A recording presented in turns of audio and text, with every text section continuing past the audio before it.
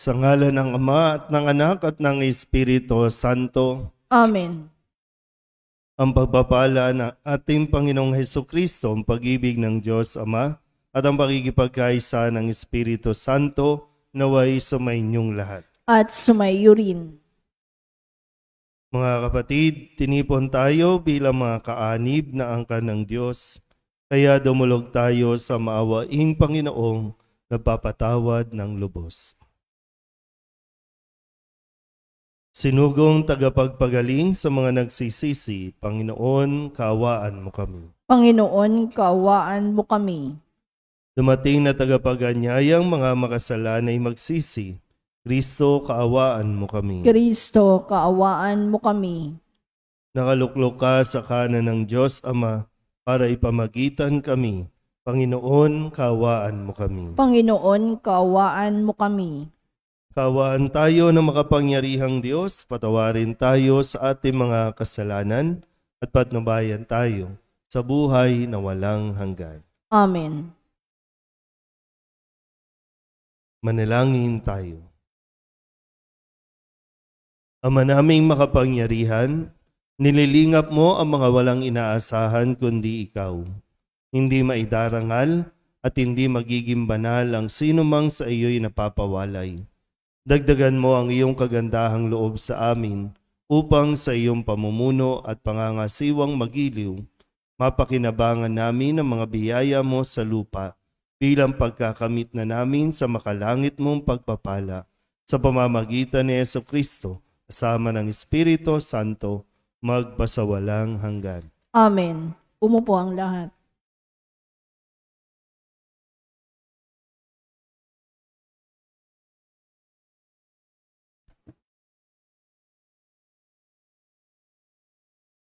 Pagbasa mula sa aklat ng Eksodo. Noong mga araw na iyon, ginawa ni Moises ang lahat ayon sa utos ng Panginoon. Kaya ang tabernakulo'y itinayo nila noong unang araw ng unang buwan ng 2 taon mula nang umalis sila sa Ehipto. Si Moises ang nagtayo ng tabernakulo. Inilagay niya ang mga tungtungan nito. Itinayo ang mga bastidor, isinuot sa mga argolya ang mga trabisanyo at itinayo ang mga poste. Nilatagan niya ng lona ang ibabaw nito at inatipan, tulad ng utos ng Panginoon. Isinilid niya sa kaban ng mga tapyas na batong kinasusulatan ng mga utos. Isinuot sa mga argolya ng kaban ang mga pasanan at ipinatong ang luklukan ng awa. Ipinasok niya sa tolda ang kaban ng tipan at tinabingan, ayon sa utos ng Panginoon. Nang mayari ang tabernakulo, nabalot ito ng ulap at napuspos ng kaningningan ng Panginoon.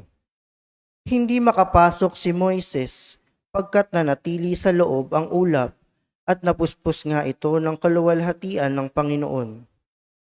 Sa paglalakbay ng mga Israelita, nagpapatuloy lamang sila tuwing tataas ang ulap mula sa tabernakulo. Kapag hindi tumaas ang ulap, hindi sila nagpapatuloy. Hanggang hindi tumataas ang ulap, hindi sila lumalakad. Kung araw, ang ulap ng kapangyarihan ng Panginoon ay nasa tapat ng tabernakulo. Kung gabi na may ang haliging apoy. Ito'y nasa isang lugar nakitang-kita ng mga Israelita at siya nilang tanglaw sa kanilang paglalakbay. Ang salita ng Diyos. Salamat sa Diyos. Salmong tugunan ang ating pong itutugon. Ang templo mo'y aking mahal, Diyos na makapangyarihan. Tayo pong lahat. Ang templo mo'y aking mahal, Diyos na makapangyarihan. Nasasabik ang lingkod mong sa patio mo ay pumasok. Ang buo kong pagkatao'y umaawit na may lugod. Sa masayang pag-awit ko, pinupuri ko, buhay na Diyos. Tugon. Ang templo mo'y aking mahal, Diyos na makapangyarihan. Panginoon, sa templo mo, mga maya'y nagpupugad. Mga ibong layang-laya sa templo mo'y nagagalak. may inakay na kalinga sa tabi ng iyong altar. O poon, hari namin at Diyos na walang kupas. Tugon. Ang templo mo'y aking mahal, Diyos na makapangyarihan. Mapalad na masasabi silang dooy tumatahan at palaging umaawit, nagpupuring walang hanggan. Ang sa iyo umaasay, masasabing mapalad din. Habang lumalakad, lalo mo nga silang palakasin. Tugon. Ang templo mo'y aking mahal, Diyos na makapangyarihan. Kahit isang araw lamang gusto ko pang sa templo mo, kaysa 1,000 araw na iba ang tahanan ko. Gusto ko pang maging bantay sa pinto ng iyong templo, kaysa ako'y mapasama sa masasamang mga tao. Tugon. Ang templo mo'y aking mahal, Diyos na makapangyarihan. Tumayo ang lahat.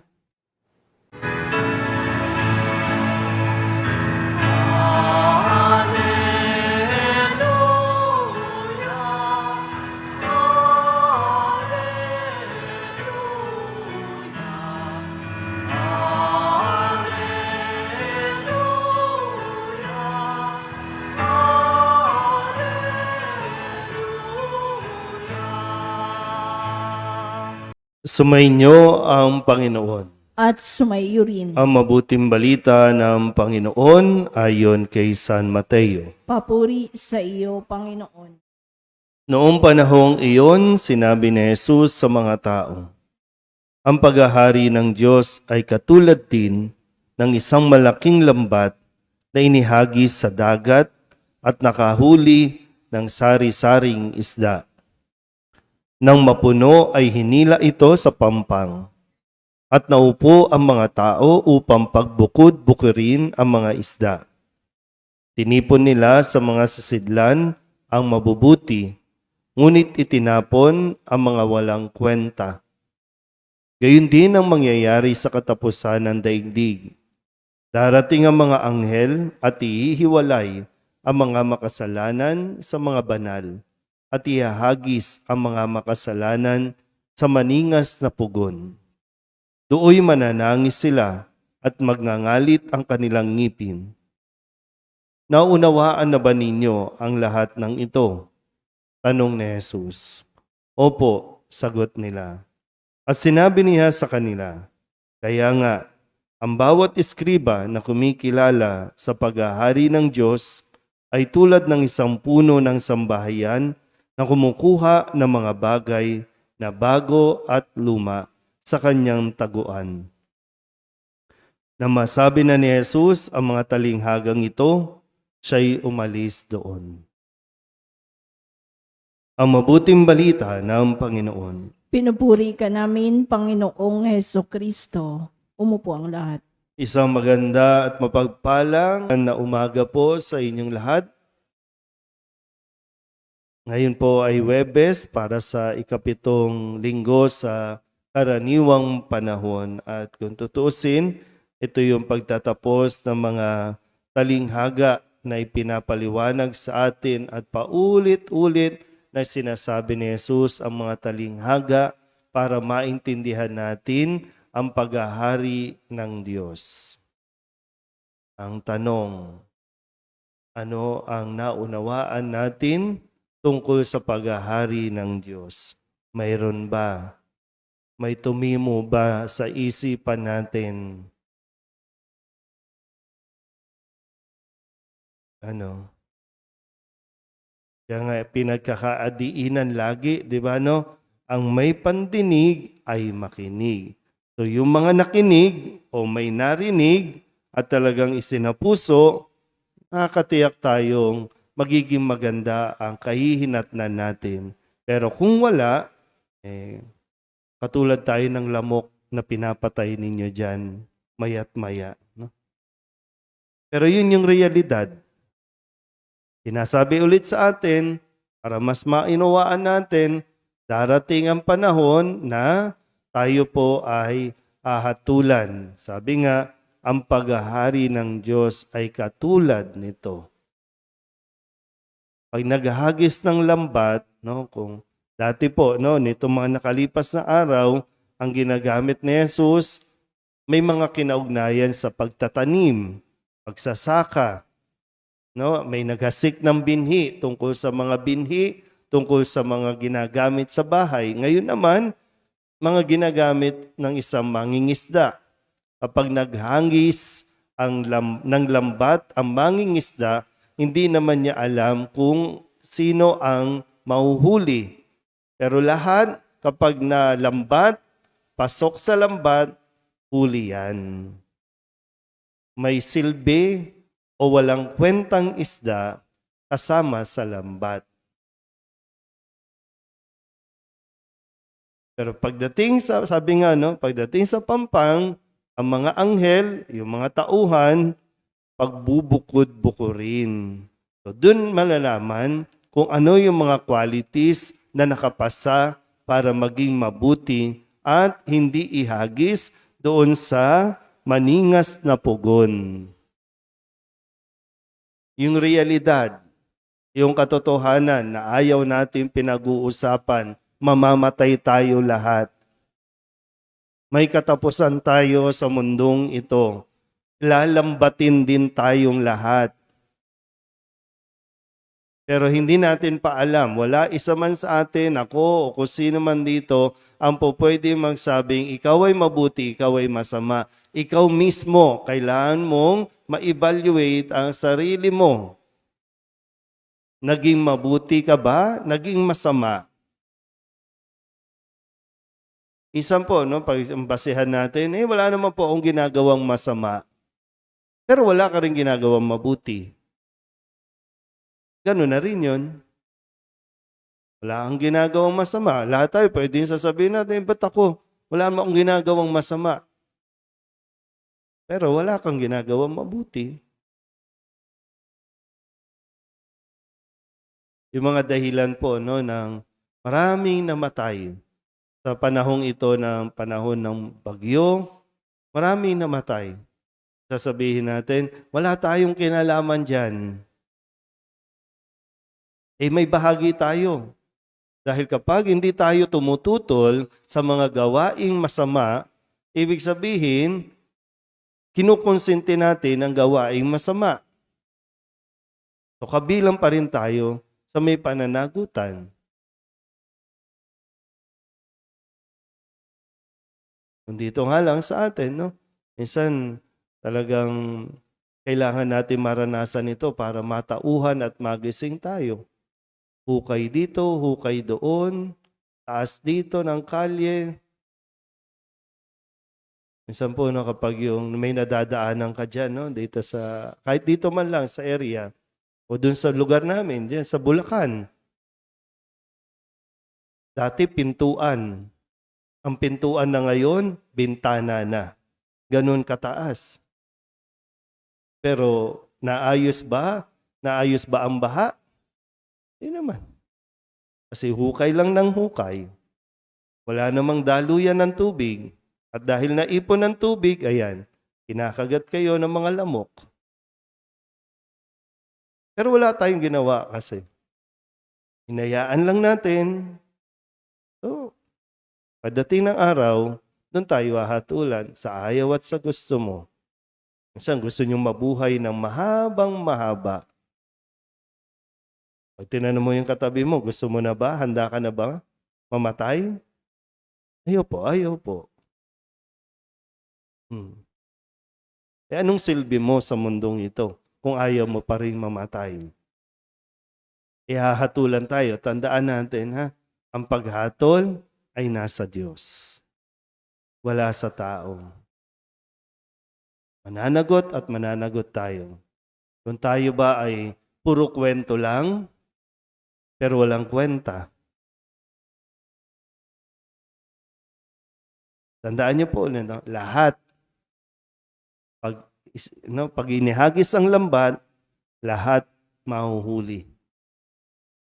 Maliit man o malaki, mabuti man o masama, uhulihin. Saka pa lang ito, hahatulan, saka pa lang ibubukod. Yun lang. Hindi ko alam, hindi natin alam kung nasaan tayo o saan tayo mailalagay. Mahirap po yung kapugon. Totoo po ang impyerno. Minsan kapag maganda rin yung medyo matakot din tayo, no? Kasi yung alam natin mahirap doon, no? Mahirap mabuhay doon, na habang buhay sinusunog. Kasi pag wala yan sa isipan natin, wala. Magiging bara-bara lang ang buhay natin. Pero mayroon tayong dalawang tinitingnan na buhay pagkatapos ng buhay dito. Sa walang hanggang apoy o sa walang hanggang kapayapaan. Mamili ka. Your choice, your decision.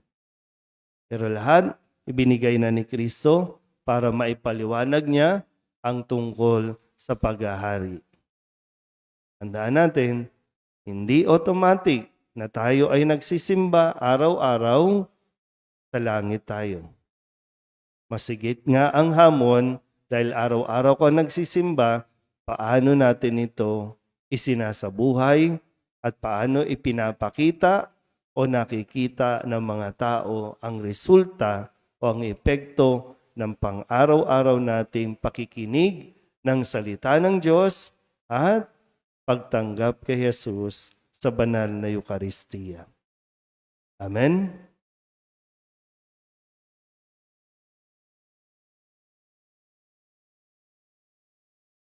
Tumugon tayo ng may pananalig sa paanyaya ng Diyos na pumasok sa kanyang kaharian. Buong kababaang loob tayong manalangin.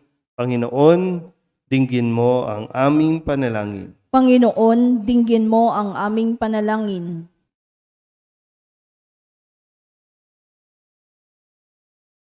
Ang simbahan naway huwag tumigil sa pagpapahayag ng ebanghelyo sa lahat ng tao, dako, wika at kultura. Manalangin tayo sa Panginoon. Panginoon, dinggin mo ang aming panalangin. Ang mga tao naway huwag manatiling sarado sa nakaugaliang kultura. Pagkus, mapayaman nila ang isa't isa sa kanilang pananampalataya kay Kristo. Manalangin tayo sa Panginoon. Panginoon, dinggin mo ang aming panalangin. Ang mga walang-wala sa mundong ito, naway maging mga tagapagmana ng kayamanan ng kaharian ni Kristo. Manalangin tayo sa Panginoon. Panginoon, dinggin mo ang aming panalangin. Ang mga pinaghihinaan na ng loob dahil sa bigat ng kanilang mga pagsubok at karamdaman, naway huwag ipinit ang kanilang mga puso at bagkus palalimin pa ang kanilang pananampalataya kay Kristo sa dinaranas nilang mga pagdurusa. Manalangin tayo sa Panginoon. Panginoon, dinggin mo ang aming panalangin. Ang mga namatay naway tanggapin sa kaharian ng langit. Manalangin tayo sa Panginoon. Panginoon, dinggin mo ang aming panalangin. Idulog din natin sa Panginoon ang ating mga personal na kahilingan at mga panalangin para sa ating mga pamilya, kasama ang mga kahilingan ng mga nanonood sa online. Lahat ng mga misang pasasalamat, special na intensyon, mga agarang paggaling ng mga may sakit, at ang lahat ng mga kaluluwa na inihiling na ipagdasal sa misang ito.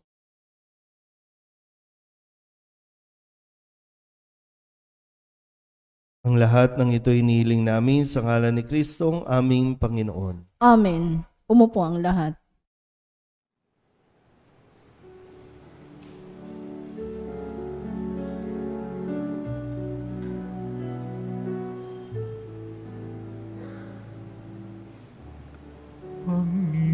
Panginoon,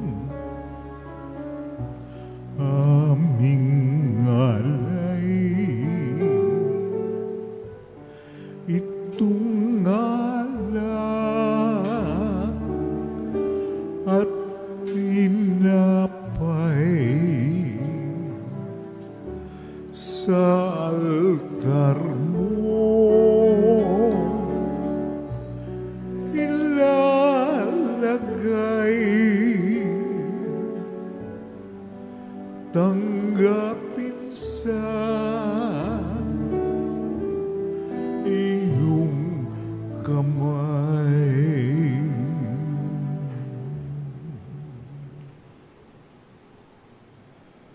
Manalangin kayo mga kapatid upang paghahain natin ay kalugdan ng Diyos Amang makapangyarihan. Tanggapin nawa ng Panginoon itong paghahain sa iyong mga kamay, sa kapurihan niya at karangalan sa ating kapakinabangan at sa buong sambayanan niyang banal.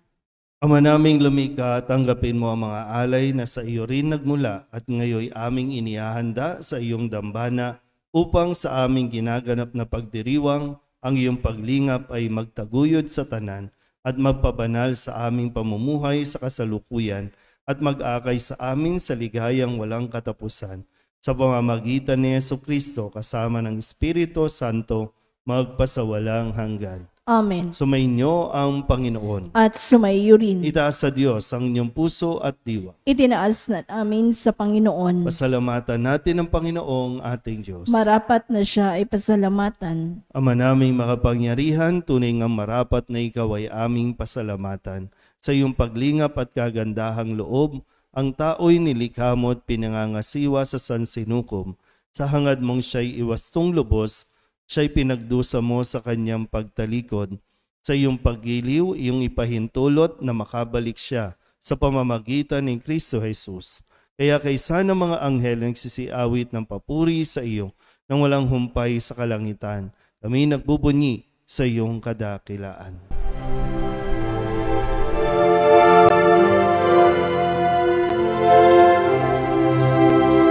Santo, Santo, Santo, Panginoong Diyos makapangyarihan, napupuno ang langit at lupa ng kalwalhatian mo.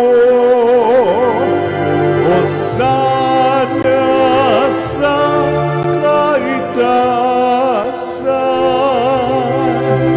pinagpalang na paririto sa ngalan ng Panginoon. Hosana sa kaitaasan.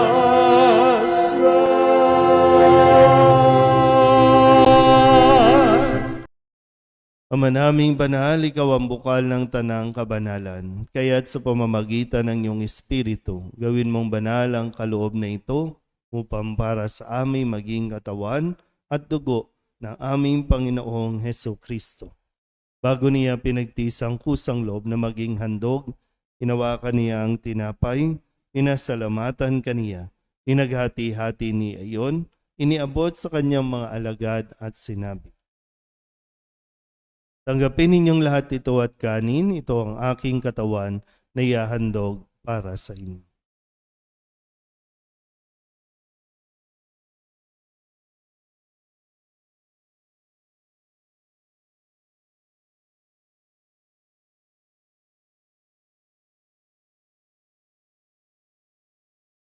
Gayun din naman nang matapos ang hapunan, hinawakan niya ang kalis, muli kaniyang pinasalamatan.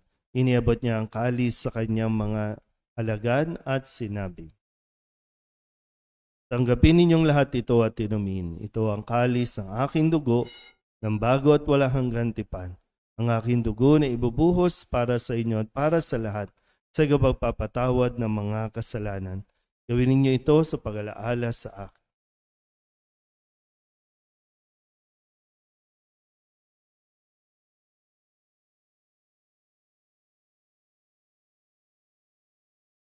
Ipagbunyi natin ang misteryo ng pananampalataya. Si Kristo'y namatay, si Kristo'y nabuhay, si Kristo'y babalik sa wakas ng panahon.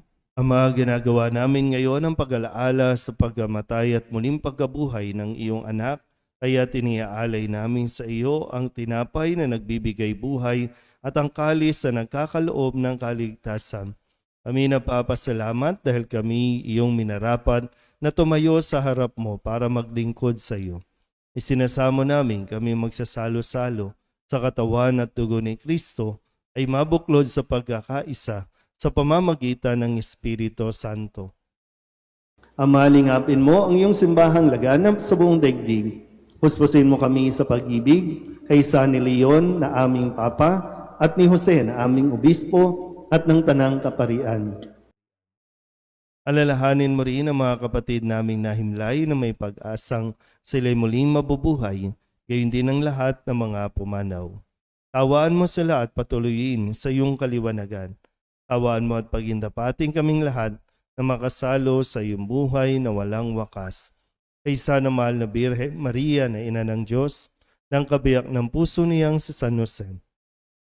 Kaysa ng mga apostol at ng lahat ng mga banal na namuhay dito sa daigdig na kalugod-lugod sa iyo, may pagdiwang nawa namin ang papupuri sa ikararangal mo sa pamamagitan ng iyong anak na aming Panginoong Hesukristo. Sa pamamagitan ng Kristo, kasama niya sa Kanya, ang lahat ng parangal at papuri ay sa iyo, Diyos amang makapangyarihan, kasama ng Espiritu Santo, magpasawalang hanggan. Amen.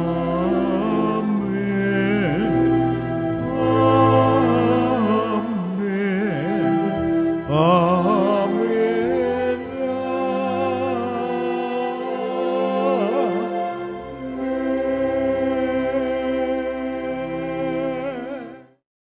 Sa tagubili ng manakagagaling na utos at turo ni Jesus sa Panginoon natin na Diyos, ipahayag natin ng lakas loob.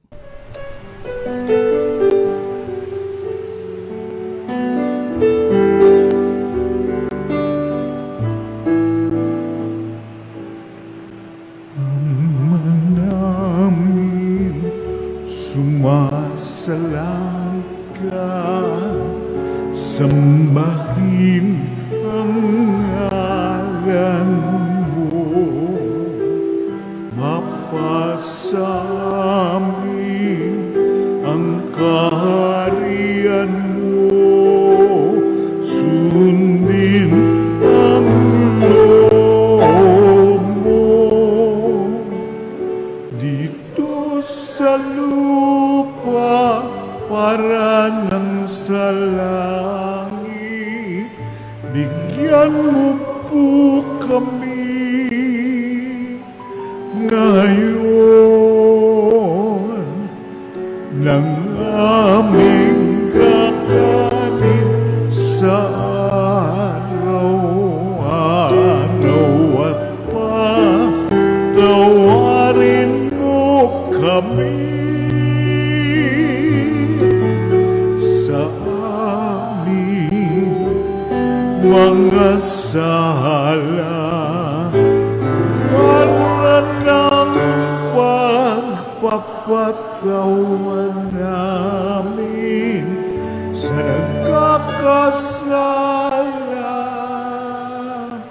sa amin, at huwag mo kaming ibang dulot sa tukso,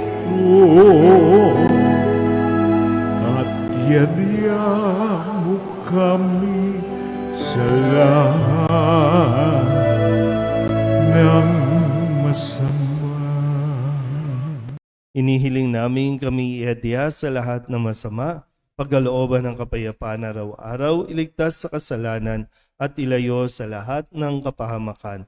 Samantalang aming pinananabikan ang dakilang araw ng pagpapahayag ng tagapagligtas naming si Hesukristo. Sapagkat iyo ang kaharian at ang kapangyarihan at ang kapurihan magpakailanman. Amen. Panginoong Hesukristo, sinabi mo sa iyong mga apostol, kapayapaan ang iniiwan ko sa inyo, ang aking kapayapaan ang binibigay ko sa inyo.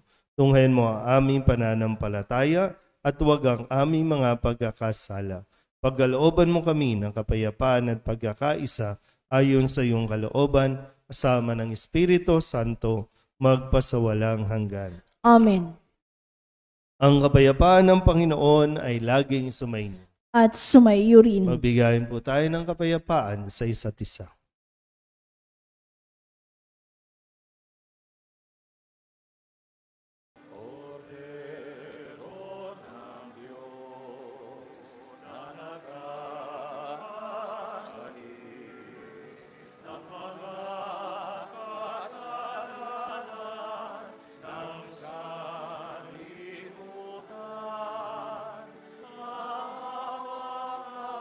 Sa amin,